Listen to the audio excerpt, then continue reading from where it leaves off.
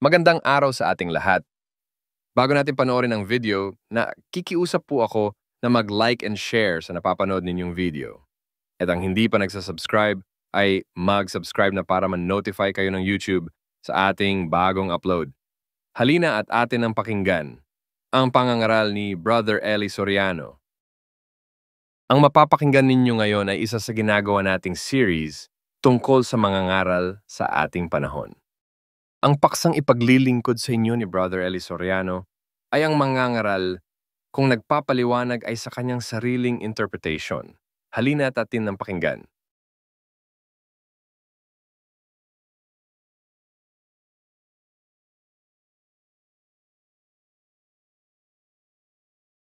Ko yan. Ito ang paliwanag ko riyan. Ito ang aking interpretasyon dyan. Yun po mga antikristo, yung mga nagsasalita ng ganon. Sapagkat sino ka? Para ipaliwanag mo yung salita ng Diyos. Kaya mo ba ipaliwanag ang salita ng Diyos? Lumagay na lang tayo sa usapang por tao. Tao por tao na lang. Kung minsan yung salita ng kapwa mo tao, hindi mo maipaliwanag Dahil hindi mo alam yung kanyang sinasaloob doon sa kanyang pagsasalita. Yung pakayang ang Diyos ang nagsalita, ikaw na tao, magpapaliwanag, ikaw na pastor, na kung minsan naman itong mga pastor pong ito hindi naman talaga mga pastor na, kumbaga, pastor lang po itong nasubo yata. Bagaman kung patawag sila sa kanilang mga miyembro, sugo, pero nasubo lang po. Bakit? Alam nyo, sa panahon nating ito, mga kababayan, yung nagkulo-kulo yung mga pastor sa tabi-tabi riyan. Napakaraing pastor ngayon. At sa mga pastor na yung nangangaral, ay maaari tayong makakita ng mga taong talagang nasubo na lang at nangaral na lang ng kahit na pagayong-gayon lang, nakasubuan na po Hindi na nila mabago, pinagpapatuloy na. Ano po ang ibig kong ipakita sa inyo, mga kababayan? Kasi meron pong mga pastor ngayon na nagsasabing sila'y pastor, babasa ng isang talata sa Biblia, pagkatapos susundan ng kanyang sariling paliwanag. Yan po ngayon ang naging dahilan kung bakit maraming mga kababayan at maraming mga tao, nagkahiwa-hiwalay tayo ng mga landasin. Inakay kasi tayo ng kanya nating mga pastor alam nyo po ba ang dahilan kung bakit nagkaganyan? Pakinggan nyo, dito sa isang talata ng Isayas, tignan po ninyo sa inyong mga TV screens. Ang ipinakikita namin sa inyo ay mismong yung Biblia. Ikino-close up po natin yan. Ito po ang nakasulat. Sa 56 at 11 ng aklat ng aklat ni Propeta Isayas. Ganito ang nakasulat. Oo, ang mga aso ay matatakaw. Sila'y kailanman ay walang kabusugan. At ang mga ito ay mga pastor na hindi nangakakaunawa. Sila'y nagsilikong lahat sa kanilang sariling daan na mula sa lahat ng dako. Bawat isa'y, pansinin niyo po ang pangusap na ito. Bakit sila nagsiliko sa kanilang sariling mga daan? Bawat isa'y sa kanyang pakinabang. Ayon. Ang naging dahilan pala, kaya nagsiliko at naglikuan sa kanilang sariling mga daan, ibig po sabihin, pagka sariling daan, hindi po yun yung talagang daan na itinuturo ng Diyos. Ba't sila nagsiliko sa kanilang sariling mga daan? Bawat isa kay sa kanyang pakinabang. Ayan. Pagka ang nag-uudyok sa mga ngaral yung pakinabang ng kanyang sarili. Yung pakinabang na manggagaling sa mga inaakay niya, yan po ang pinakamasama. Yan ang gumuguhit ng daan na susundan ng pastor. Yung sarili niyang daan. Yan ang nag-aakay sa kanya, yung pakinabang. Kaya nga maging sa pagpapaliwanag ng banal na kasulatan, pag nakabasa po ng abuloy sa Biblia, tiyak na yung agnanais ng pakinabang, lalo na yung naghahangad ng kayamanan, siyempre, pati yung pagpapaliwanag ng Biblia, paliliwanag niya na doon sa mga suot-suot na kaparaanan kung paano papasok ang pera sa kanyang relihiyong itinuturo. Yan po ang delikado, mga kababayan. Kaya dahil sa bagay na ito, kailangan nating malaan na talaga ba kayang binigyan ng karapatan ng Diyos magpaliwanag ang mga pastor na ito?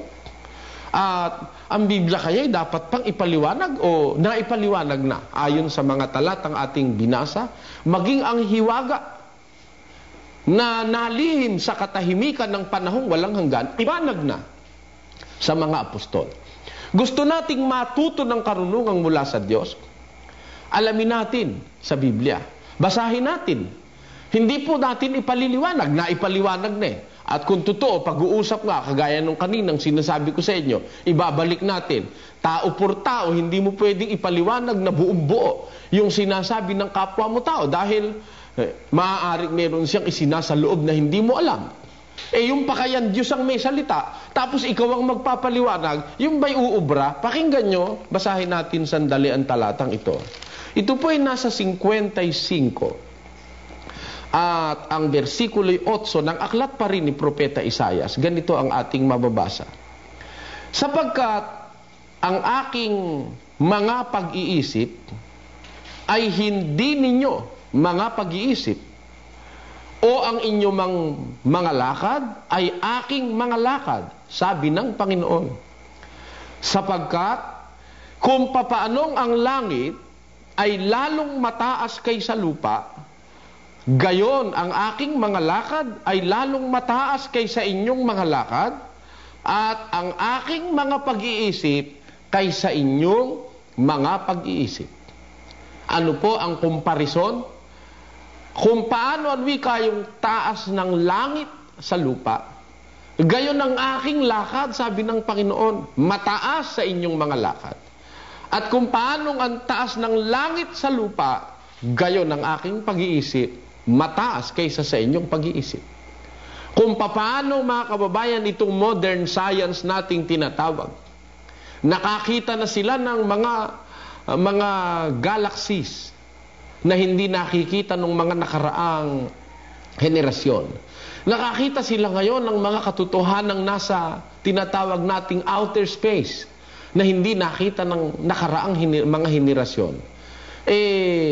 Pero hanggang ngayon hindi pa po naaarok ng pinakadalubhasang siyentipiko ang eksaktong taas ng langit sa lupa. Wala pang dalubhasang siyentipiko at wala pang naiimbento na gamit ng siyentipiko para umarok doon sa pinaka-langit ng mga langit na sinasabi sa Biblia. Kung ganon, wala pa ring taong maaaring magtagumpay na arukin ang taas ng pag-iisip ng Panginoon. Kaya imposibleng ang tao, lalo na yung pastor na pinabili lang po yata ng wag naman po kayong magagalit, Kuminsan, pagka nagkakabiruan doon sa grupo ng mga mangaral, nakarinig ako minsan na sabi, ikaw yata kasi po, alam nyo, uso ngayon yung yun hubang mga usap-usapan ng mga mangaral. Maraming grupo-grupo yan, miski sa mga palatuntunan sa radyo, meron yan ang biro nung isa may pilyong nagbiro Ikaw naman yata pinabili lang ng suka nangaral ka na ng Biblia Tila nga po yata, ganun yata ngayon. Meron po yata ngayon, pinabili lang ng suka ng asawa, hindi na nagbalik at nangaral ng Biblia. Pagka nga po ganun, at yun ngayon ang magpapaliwanag ng salita ng Diyos, paano magtatagumpay tayong makita ang katotohanan sa ganung klase ng mga tao na naging pangahas sa kanilang mga sarili lamang? Sapagkat dito po kung paano ang wikain taas ng langit sa lupa, gayon ang aking pag-iisip, mataas kaysa inyong pag-iisip. Yung ba ngayong pag-iisip ng Diyos ang ipaliliwanag ng tao? Hindi natin kaya yan. Kaya ang Biblia, para tayo maligtas, noong pang panahon ng mga apostol, yung mga hiwagang nakatago dito sa panahon na isinulat ng mga propeta, ito pong mga ito'y isinulat naman ng mga apostol. Ipinaliwanag ng mga apostol na binigyan ng otoridad ng Diyos na magpaliwanag ng salita ng Diyos. Ayan. Kaya noong pong panahon ng mga apostol, sinabi na ng apostol na si Pedro na talagang ito'y nagliwanag na. Pakinggan nyo sa isang talata ng 2 Pedro. Ito po ay nasa Kapitulo 1. At ang versikulo ay 19, patuloy, ganito ating mababasa. Kami ay mayroong lalong panatag na salita ng hula na mabuti ang inyong ginagawa kung ito'y inyong sinusundan, na gaya ng isang ilawang lumiliwanag sa isang dakong madilim hanggang sa pagbubukang liwayway. At ang tala sa umaga ay sumilang sa inyong mga puso. Ano po ang pahayag ni San Pedro ukol sa salita ng Diyos? Ito ang wika ay gaya ng isang ilawang lumiliwanag sa isang dakong madilim.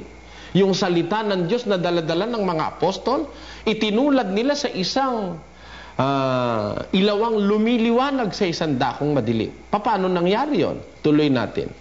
Na maalaman muna ito na alinmang hula ng kasulatan ay hindi nagbuhat sa sariling pagpapaliwanag, sapagkat hindi sa kalooban ng tao dumating ang hula kailanman, kundi ang mga tao ay nagsalita buhat sa Diyos na nangaudyukan ng Espiritu Santo. Kung napansin ninyo ang dalawang huling talatang binasa ko, ang sabi, maalaman muna ito. Ito'y dapat nating maintindihan, mga kababayan. Anong sabi ni San Pedro? Na alinman ang wikang hula ng kasulatan ay hindi dumating o hindi nagbuhat sa sariling pagpapaliwanag. Kaya hindi pwede isaksak dito yung hermeneutics na sinasabi eh. Pwede mong isaksak yan sa batas ng tao, sa mga libro ng tao, sa mga puzzles ng tao. Pwede mong isaksak yan, yung hermeneutics na sinasabi ng mga abogado. Pero sa Biblia, sasaksakan mo ng hermeneutics, hindi applicable. Bakit po? Kasi yan, sabi rito maalaman muna ito, sabi ni San Pedro, na alinmang hula ng kasulatan ay hindi nagbuhat sa sariling pagpapaliwanag. Sapagkat hindi sa kalooban ng tao dumating ang hula kailanman, kundi ang tao ay nagsalita. Noon pa pong una ito, ang tao ay nagsalita buhat sa Diyos na nangaudyukan. Past tense na Noon pa'y sinabi na ito Ang mga tao ay nagsalita buhat sa Diyos, gaya ng mga apostol, mga ebanghelista. Sila'y nagsalita buhat sa Diyos na nangaudyukan ng Espiritu Santo. Kaya itong paliwanag na ito'y natapos na sa panahon ng mga apostol, mga kababayan. Ngayon, papaano natin patutunayan sa Biblia na itong Biblia is already an interpreted book? Hindi na kailangan pa interpretasyon dito Ang kailangan dito basahin mo na lang at hanapin Pakinggan nyo. Sa isang talata ng Isayas, 34 at 16. Inyong saliksikin sa aklat ng Panginoon at inyong basahin. Kahit isa sa mga ito ay hindi magkukulang, walang mangangailangan ng kanyang kasama, sapagkat iniutos ng aking bibig at pinisan sila ng kanyang espiritu. Ano po ang sabi rito ng Panginoon? Inyon wikang saliksikin. Ano po gagawin natin? Ipaliliwanag natin. Hindi po maliwanag ang direksyon Saliksikin ninyo sa aklat ng Panginoon. Anong gagawin? Pagka sinasaliksik, inyong basahin. Hindi po nakalagay na ipaliwanag ninyo. Wala Kundi, sasaliksikin, pagkatapos, babasahin. Bakit? Kahit ang wika, isa sa mga ito ay hindi magkukulang. Walang mangangailangan ng kanyang kasama, sapagkat iniutos ng aking bibig at pinisan sila ng kanyang espiritu.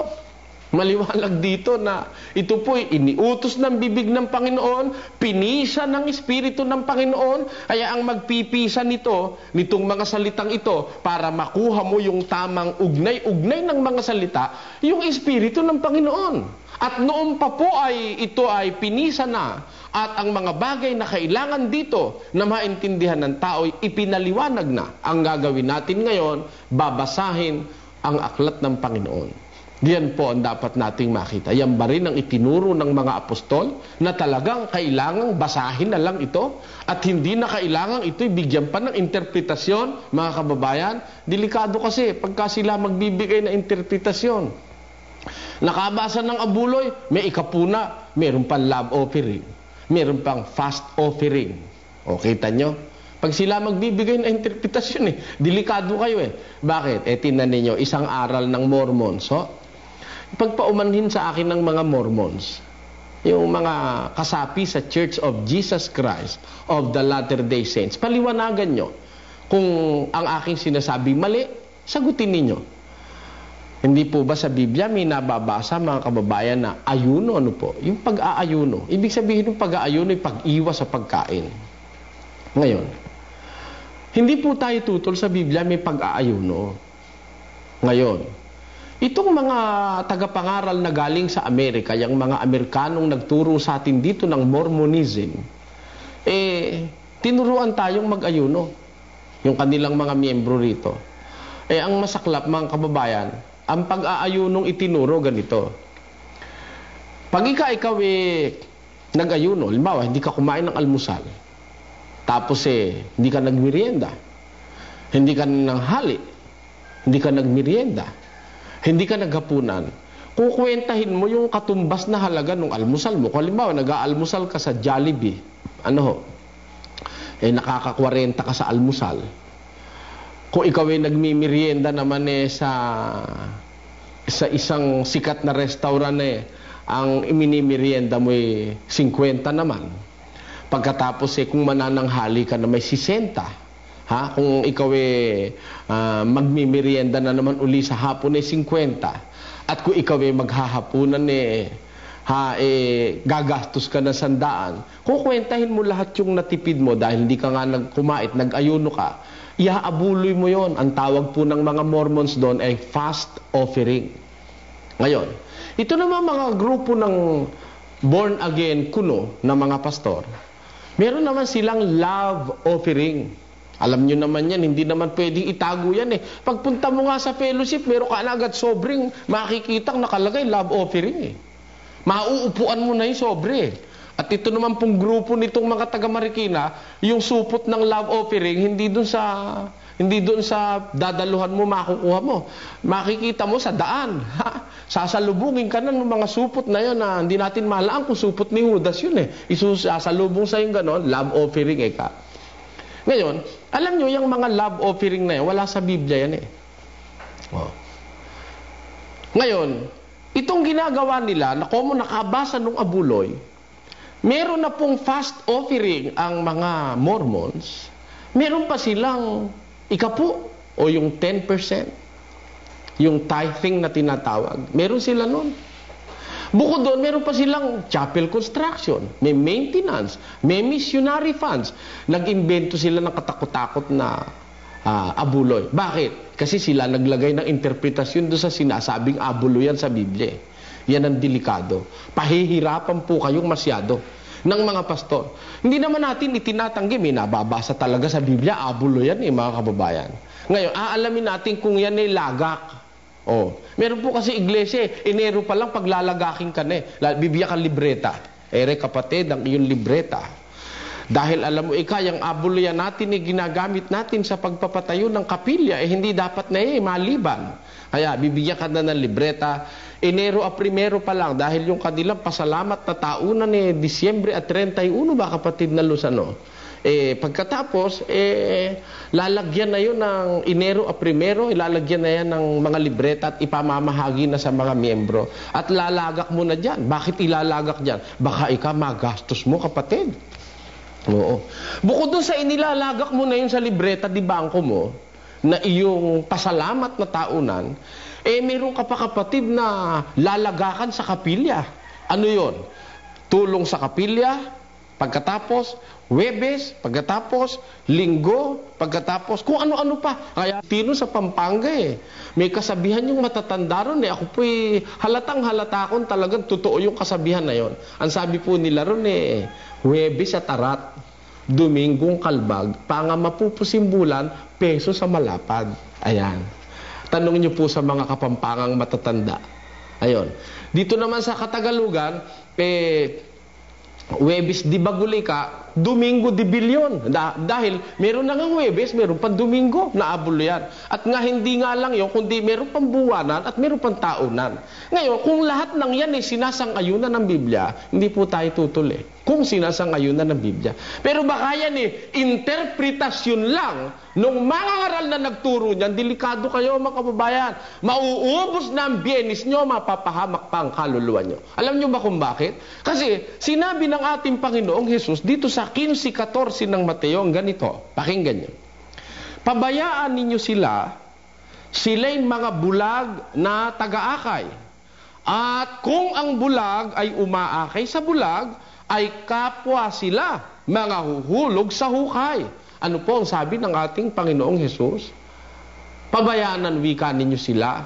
Sila'y mga bulag na taga-akay. At kung bulag ang umaakay sa kapwa niya bulag, kapwa sila mahuhulog sa hukay. Gusto po ba nyo? Papayag ba kayo mga kababayan na paaakay ka na, sa hukay ka padadalhin? Ang masaklap na paaakay ka, yung umaakay sa inuupahan mo ng abuloy na katakot-takot Bigay ka ng bigay Bawat kitain mo, binibigyan mo. Merong mga ngaral, bawal daw ang baboy. Merong mga mangaral nagtuturong ganyan, bawal ang baboy. Tanggapin na natin sandali, bawal na nga ang baboy. Bakit yung miyembro mo, pinag-aalaga mo ng baboy? At pagka nabenta yung biik, ikapunong biik sa ministro. O tinan ninyo yan mga kababayan. Kayo ba, naiisip nyo po ba na yan talagang harapang pandaraya? Kung talagang bawal ang baboy, hindi ka dapat mag-alaga ng baboy. Sapagkat kung talagang sasabihin mo, yung batas ni Moises, bawal ang baboy, sa mga Israelita po na pinagbawalan ng baboy nung unang panahon, humipo man sa laman ng baboy, bawal silang humipo. Yung pang-alagaan mo yan mula sa pagkabiig at pagkatapos hanggang maipagbili. Pagkatapos, itong pastor na nagsasabi ngayong bawal ang baboy, nakikiparti doon sa pinagbilan ng baboy. Talagang, ewan ko po, mga kababayan, makahalata sana kayo sa mga pastor na umaakay sa atin. Alam nyo, hindi ko layong manira. Sinasabi ko lang yung totoo Na ito na may totoong nangyayari.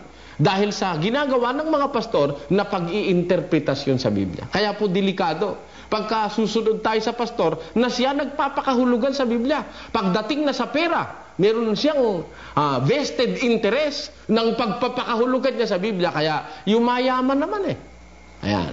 At tayo naman, delikado po ang kaligtasan natin pagka naakay tayo ng ganyang mga pastor. Ngayon, puntahan natin itong ating paksa. Talaga bang ang Biblia ay isang aklat na ipinaliwanag na? Kaya hindi kailangang ito pa ay paliwanagan ng tao? Alamin natin isa-isa ang bagay na ito, mga kababayan. Ito meron pang karapatan ng sino mang ipaliwanag ito sa panahon natin. Pakinggan nyo ang ating pag-aaral. Mayroon tayong babasahin dito sa isang talata ng Mateo. Ito po ay nasa kapitulo 10 ng Mateo at versikulo, umpisahan po natin sa 14 hanggang 16. At sino mang hindi tumanggap sa inyo, ni duminig sa inyong mga pananalita, pag-alis ninyo sa bahay o bayang yaon, ay ipagpag ninyo ang alabok ng inyong mga paa.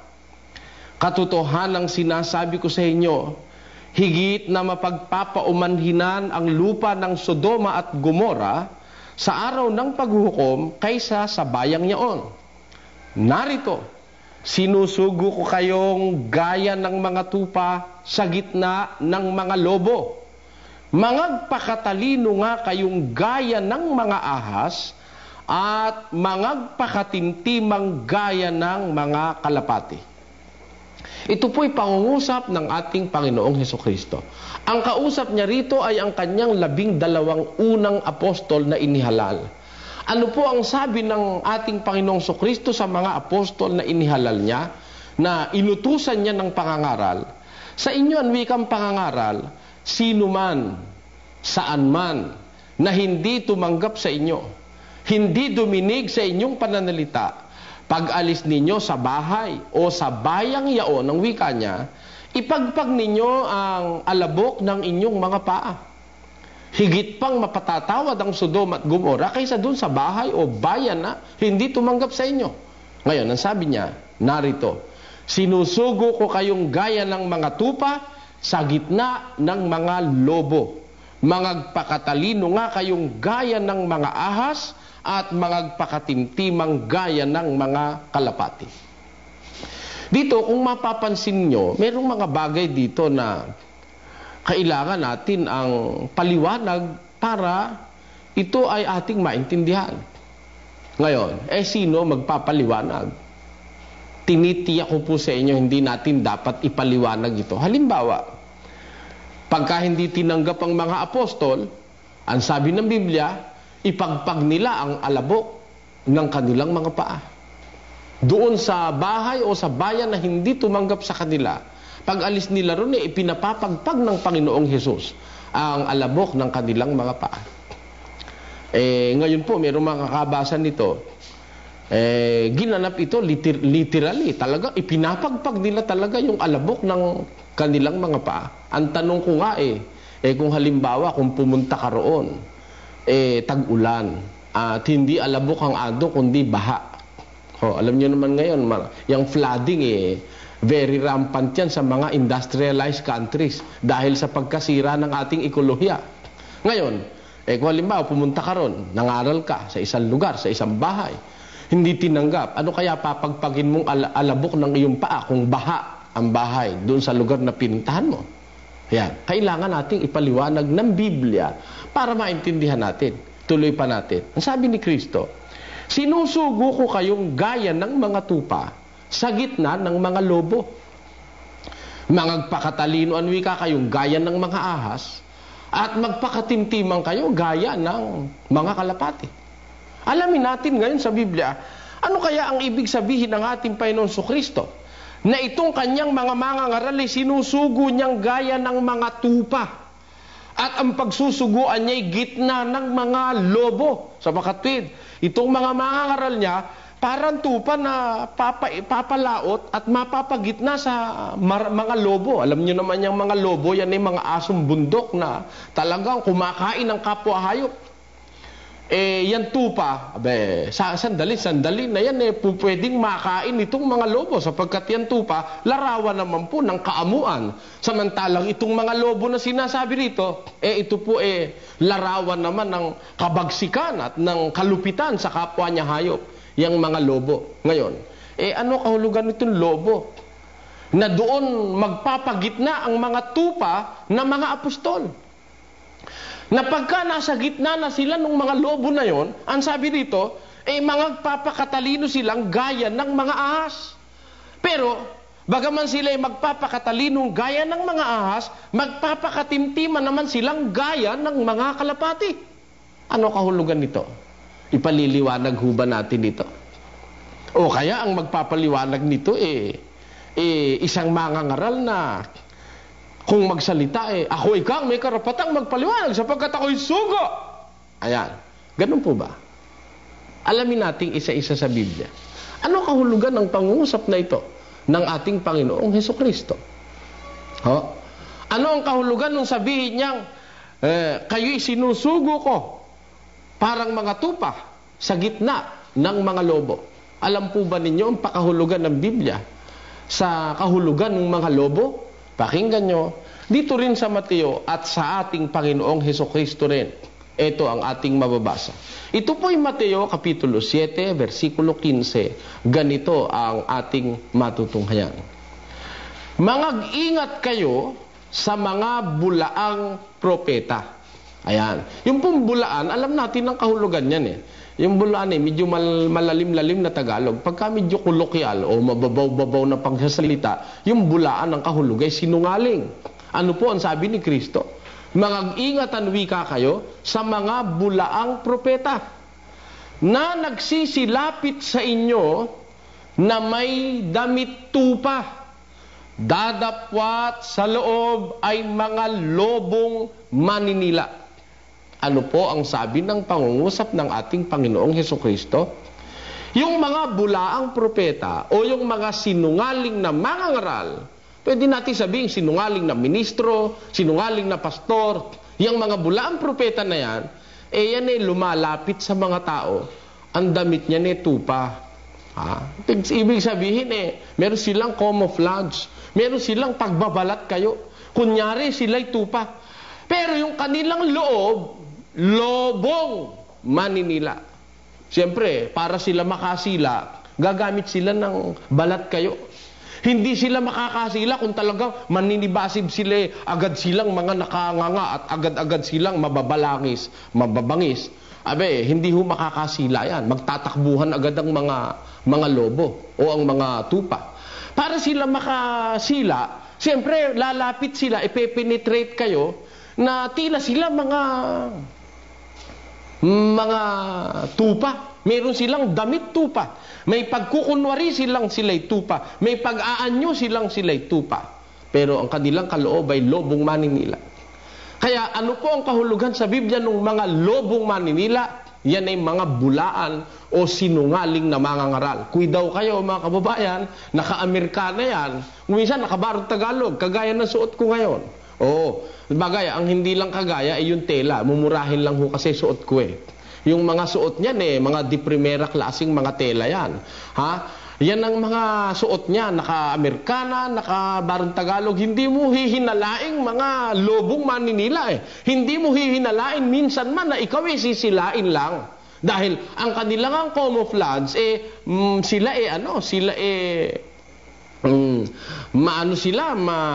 maaamo. Para silang mga tupa. May damit, tupa sila. Pero sa kanilang kalooban sila mga lobong maninila. Kaya ang kahulugan sa Biblia, mga kababayan, nung lobong maninila, yan po mangangaral. Ngayon, ang sabi ni Kristo sa kanyang mga alagad na mangangaral din niya, na mga apostol, sinusugo ko wika kayo sa gitna ng mga lobo na kayo'y parang mga tupa. Sinusugo ko kayo sa gitna ng mga lobo.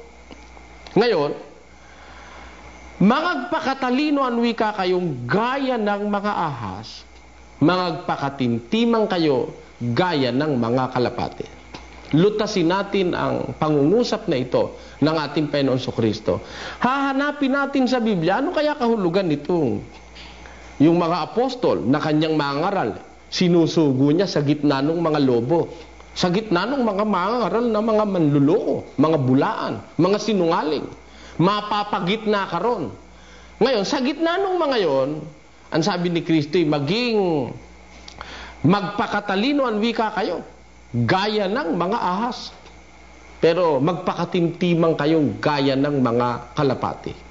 Ano po ang bilihin ng bagay na ito? Alamin natin, bakit sinabi ni Kristong magpakatalino kayo gaya ng mga ahas? Dito sa isang talata ng Henesis, meron po tayong ganitong matutunghayan. Sa Kapitulo 3, ay ito ang ating mababasa. Ito po yung versikulo 1. Ang ahas nga ay lalong tuso kaysa alinman sa mga hayop sa parang na nilikha ng Diyos. At sinabi niya sa babae, tunay bang sinabi ng Diyos, huwag kayong kakain sa alinmang punong kahoy sa halamanan? At sinabi ng babae sa ahas, sa bunga ng mga punong kahoy sa halamanan ay makakakain kami. Dadapwat sa bunga ng punong kahoy na nasa gitna ng halamanan ay sinabi ng Diyos, huwag kayong kakain niyaon, ni huwag ninyong hihipuin, baka kayo mamatay. At sinabi ng ahas sa babae, tunay na hindi kayo mamamatay. Dito po sa eksenang ito, dito natin unang mababasa yung ahas na matalino. Ang sabi rito, ang ahasan wika ay lalong tuso sa alinmang mga hayop sa parang na nilikha ng Panginoon Diyos. At itong ahas na ito na sinasabi rito, ito rin ang nakipag-usap kay Eva at nag-udyok sa kanyang kumain ng bunga ng punong kahoy na ipinagbabawal ng Panginoon. At sinabihan niya si Eva na, hindi kayo mamamatay, kumain ka. Sabi niya, kasi sabi ng Diyos kay Eva at kay Adan, huwag kayong kakain, mamamatay kayo. Sabi nung ahas, kumain kayo, hindi kayo mamamatay. Sa madalit sabi, itong ahas na sinasabi po rito na tinutukoy, ito po'y ahas na kalaban ng Diyos. Kasi, ang sabi ng Diyos, huwag kayong kakain, mamamatay kayo. Ang sabi ng ahas, kumain kayo, hindi kayo mamamatay. Kaya, kung atin pong iisipin, dito pa lang sa talatang ito, itong ahas na tinutukoy ay ahas na kalaban ng Diyos. Hindi po yung ahas na literal na gumagapang diyan. Ito'y ahas na kalaban ng Diyos. Alamin natin sa Biblia, sa paliwanag niya sa kanyang sarili, ano kaya yung kahulugan ng ahas na yon na ito po kalaban ng Diyos? Anong ahas ito? Pakinggan nyo dito sa isang talata ng 2 Korinto. Ito po'y pangungusap naman ng apostol na si Pablo at ito'y nasa kapitulo 11 at ang bersikulo ay 3. Ganito ating mababasa. Ngunit ako'y natatakot baka sa anumang paraan kung paanong si Eva ay nadaya ng ahas sa kanyang katusuhan, ang inyong walang malay at malinis na mga pag-iisip na kay Kristo ay pasamain. Ito po, kung mapapansin ninyo, ang ahas na tinutukoy dito, yung ahas nagpapasama ng malinis na pag-iisip. Hindi po basta ordinaryong ahas ito. Kasi ang sabi ni Pablo, natatakot ang wika ako. Baka sa anumang paraan, kung paanong si Eva ay nadaya ng ahas sa kanyang katusuhan. Yun po yung binasa natin sa Henesis kanina, na ang ahas ay lalong tuso. Kaya ito'y nadaya ang wika niya si Eva sa kanyang katusuhan, baka naman ang wika ang inyong walang malay at malinis na pag-iisip na kay Kristo'y pasamain. Sa makatwid, ito pong ahas na ito ay nagpapasama ng isip ng tao. Gaya ng ginawa niya kay Eva at pagkatapos ay nadamay si Adan. Tanong, aling ahas ito na nagpapasama ng isip, nakaaway ng Diyos? Ang sinasabi nito'y kontra sa sinasabi ng Diyos. Pakinggan nyo dito sa Apokalipsis. Ito po'y nasa kapitulo 12 at versikulo 7. Pakinggan nyo ang ating mababasa. Kaya sinasabi po namin, hindi kailangan paliwanagan itong Biblia. Dahil ang Biblia may paliwanag sa kanyang sarili. Pakinggan nyo 12:7. At nagkaroon ng pagbabaka sa langit, si Miguel at ang kanyang anghel ay nakipagbaka sa dragon. At ang dragon at ang kanyang mga anghel ay nakipagbaka. At hindi sila nanganalo, ninasumpungan pa man ang kanilang dako sa langit. At inihagis ang malaking dragon, ang matandang ahas, ang tinatawag na Diablo at Satanas, ang dumadaya sa buong sanglibutan. Siya'y inihagis sa lupa at ang kanyang mga anghel ay inihagis na kasama niya. Maliwanag ito. Ano yung ahas na nagpasama sa isip ni Eva? Alin yung ahas na kalaban ng Diyos? Alin yung ahas na tuso na sinasabi ng Biblia? Ito ang tinatawag na malaking dragon, ang matandang ahas, ang tinatawag na Diablo at Satanas. Kaya, sino po yung ahas na matalino, tuso? Si Satanas. Yan po ang dapat yung makita. Ngayon, kung si Satanas yung ahas na matalino at tuso, yung Diablo, alam nyo, yan Diablo na sinasabi na siyang Satanas, hindi po nag-iisa yan. Sabi rito ay, meron siyang kasamahang mga anghel. Ayan. Yung mga anghel na yon, mga kadiwa niya na lumalaban sa Diyos. Kaya kung mapapansin nyo ang ating binasa sa Mateo, babalikan po natin sa kapitulo 10 at versikulo 16, pakinggan nyo. Narito, sinusugo ko kayong gaya ng mga tupa sa gitna ng mga lobo, magpakalino nga kayong gaya ng mga ahas. Marami na pong ahas dito. Yung unang ahas na matalino, na kalaban ng Diyos, yan po ang Diablo at si Satanas ang tawag. Pero bakit dito nababasa natin mga ahas? Dahil po, itong Diablo, itong si Satanas, nangumbirtito ng kapareho niyang mga anghel para lumaban sa Diyos. Kaya dumami sila. May 10 ahas May isang punong dyablo, marami siyang kasamahang mga dyablo rin. Mga ahas din, mga kababayan. Kaya ito'y napakarami nitong inihagis dito sa lupa. Sapagkat yung dyablo na kanilang puno na lumaban kay Miguel Arcangel sa langit, kasama nung kanyang mga anghel, inihagis sa lupa. Yan po ang ating nabasa sa Apokalipsis Kapitulo 12, versikulo 7 hanggang 9. Ngayon, sa gitna nitong mga ahas na ito,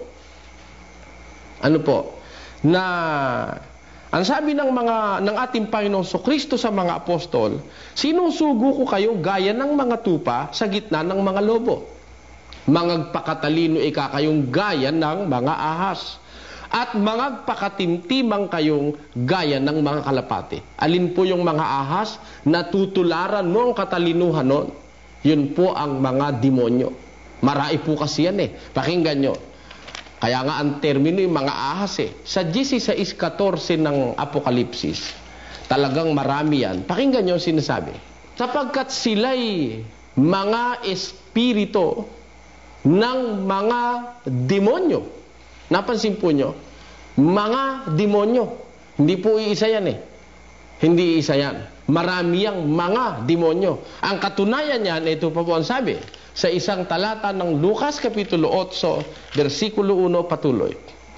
At nangyari, pagkatapos ng kaunting panahon, na siya'y naglalakad sa mga bayan at mga nayon na ipinangangaral at dinadala ang mabubuting balita ng kaharian ng Diyos, kasama niya ang 12 at ang ilang babae na pinagaling sa masasamang espiritu at sa mga sakit, si Maria na tinatawag na Magdalena, na sa kanya'y 7 demonyo ang nagsilabas. Dito po, kung napansin ninyo, kay Maria Magdalena ay nang pagalingin ng ating Panginoon Kristo, 7 demonyo ang sa kanya'y nagsilabas. Kaya marami po yung mga demonyo, mga mahal na kababayan. Marami yung mga ahas. Na ang sabi ng ating Panginoong Hesus sa kanyang mga apostol, magpakatalino kayo gaya ng mga ahas, gaya ng mga demonyo. Yan po ang dapat nating makita. Ano po ba yung katalinuhan ng demonyo? Yung kanyang katusuhan. Tuso ang demonyo. Ang demonyo, kung gumamit ng pangungusap, akala mo totoo. Pag hindi mo nalalaman yung biyaya o yung aral ng Diyos, mararahuyo ka na tila nga ba sa Diyos yun. Ganyan po ngayon ang maraming mangaral. Marami pong mangaral, may pagka sa demonyo. Bakit? Kung gumamit ng pangungusap, tuso. Kung gumamit ng Biblia, tinutusuhan nila para sila'y makadaya. Kung hindi matalino itong mangangaral ng Diyos, pati ikaw maililigaw at yung tao hindi mo maaagaw sa kanilang mga panliligaw. Bakit? Gumagamit din sila ng Biblia Gumagamit din sila ng Ebanghelyo. At sa kanilang pagpapaliwanag na may katusuhan. Bakit ko po sinabing pagpapaliwanag na may katusuhan? Balikan natin ng Henesis. Nang dayain ng diablo si Eva, pakinggan nyo ang sinasabi rito. At sinabi ng ahas sa babae, tunay na hindi kayo mamamatay. Sapagkat talastas ng Diyos na sa araw na kayo'y kumain niyaon, ay madidilat nga ang inyong mga mata, at kayo magiging parang Diyos na nakakakilala ng mabuti at ng masama. Yun ang pangungusap na matalinong ginamit ng dyablo. Hindi kayo mamamatay. Kaya lang kayo ayaw pakainin ng Diyos niyang bunga na yan, kasi alam niya na pagka kumain kayo, madidilat ang inyong mga mata. Magiging parang Diyos kayo, na kayo ay makakakilala ng mabuti at ng masama. Kung kayo po ay hindi natin sisiyasatin ng pangungusap na ito, akala mo tama ito dahil yun ngang ibang tumututol sa Biblia Sabi, totoo raw ito, hindi naman nga namatay si Eva at si Adan Ang totoo nga nagkaanak pa nga ng nagkaanak para pong totoo, Ganon kung magsalita ang demonyo. Parang totoo, pero hindi po totoo. Sa gitna ng mga demonyo, sa gitna ng mga mangaral na inaakay ng demonyo, na nandaraya sa tao, ang aral ng ating Panginoon Kristo, magpakatalino ang wika kayo, sabi niya dun sa kanyang mga mangaral, gaya ng mga ahas. Dadapot magpakatimtimang kayo gaya ng mga kalapati. Ayan. Titignan natin ang aral na kanilang sinasabi.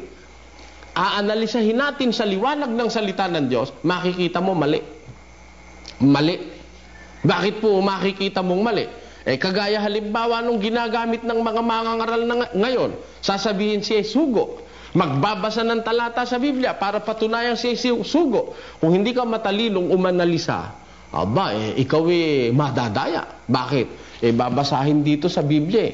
Narito ang ibang anghel, nakita ko ibang anghelan, wika, umaakyat mula sa sikatan ng araw. Nataglay ang tatak ng Diyos na buhay. Ayon. Alin ho itong anghel na ito na umaakyat mula sa sikatan ng araw, nataglay ang tatak ng Diyos na buhay? Ito ang aming kapatid. Sugong anghel sa sikatan ng araw. Ayan, aangkinin na po yan.